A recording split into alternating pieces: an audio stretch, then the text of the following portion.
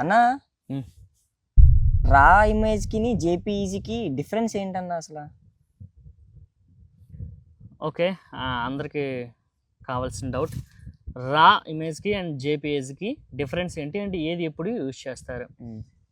So రా image అన్నది camera నుంచి ఎటువంటి కంప్రెషన్ లేకుండా, ఎటువంటి అడ్జస్ట్మెంట్స్ లేకుండా కంప్లీట్గా మనకి వస్తుంది అనమాట అవుట్పుట్. సో దీనిని మనం దీని ఫైల్ సైజ్ కూడా మనకి చాలా ఎక్కువగా ఉంటుంది. అండ్ ఇంకోటి వచ్చేసరికి ఏంటంటే పోస్ట్ ప్రాసెసింగ్ ఎక్కువ చేయాలి అనుకునేది రా ఇమేజ్ అనమాట.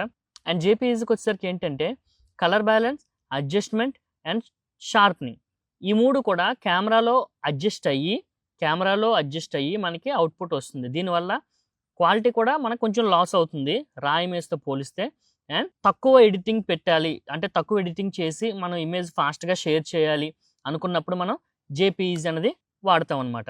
అండ్ రాకి జేపీఈజీకి ఏంటంటే ఎప్పుడు యూజ్ చేయాలి అని అంటే రా అన్నది ప్రొఫెషనల్ వర్క్స్ ఉన్నప్పుడు రా ఫైల్ అని యూజ్ చేస్తాము.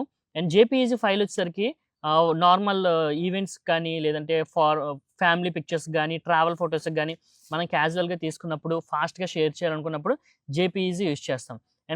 అండ్ రా ఫైల్ వచ్చేసరికి ఏంటంటే అది ప్రొఫెషనల్ వర్క్ అనమాట. లైక్ వెడ్డింగ్స్ కానీ లేదంటే బ్రాండెడ్ షూట్స్ కానీ లేదంటే ఫ్యాషన్ షూట్స్ కానీ లేదంటే పెద్ద పోస్టర్స్ వేస్తుంటారు కదా, వాటికి కానీ వీటికి రా ఫైల్ యూజ్ చేస్తారు. సో రా ఫైల్ వల్ల మనకి మోర్ అడ్వాంటేజ్ ఉంటుంది ఎడిటింగ్లో. అండ్ జేపీఈజీకి వచ్చేసరికి మనకి ఫాస్ట్ షేరబుల్ అండ్ ఇన్స్టెంట్గా మనం ఫొటోస్ తీసుకుని యూజ్ చేసుకుంటాం అనమాట. రెండింటికి చాలా డిఫరెన్స్ ఉంది. అండ్ మనకు వచ్చేసరికి బిగినింగ్లో కానీ లేదంటే ఇప్పుడున్న సిచ్యువేషన్ కానీ మనకి ఎక్కువ స్టోరేజ్ రా ఫైల్ అయితే ఎక్కువ స్టోరేజ్ అయిపోతుంది. అందుకని మనం జేపీఈలో తీసుకుంటాం. సో జేపీఈజీ వల్ల పెద్ద ప్రాబ్లం కూడా ఉండదు, బాగానే ఉంటుంది. కానీ మీకు మోర్ ఎడిటింగ్ కావాలనుకుంటే రా ఫైల్ తీసుకోండి. ఎక్కువ ఎక్స్పెరిమెంట్స్ చేయాలనుకుంటే రా ఫైల్ తీసుకోండి. అండ్ నార్మల్గా మీరు షేర్ చేసుకోవడానికి ఇన్స్టా అండ్ సోషల్ నెట్వర్క్స్లో పోస్ట్ చేసుకోవడానికి అయితే మీకు జేపీఈజీ సరిపోతుంది. జేపీఈజీ మనకి మినిమం తక్కువ డేటా అవుతుంది, రా ఫైల్ అయితే ఎక్కువ డేటా యూజ్ చేస్తుంది.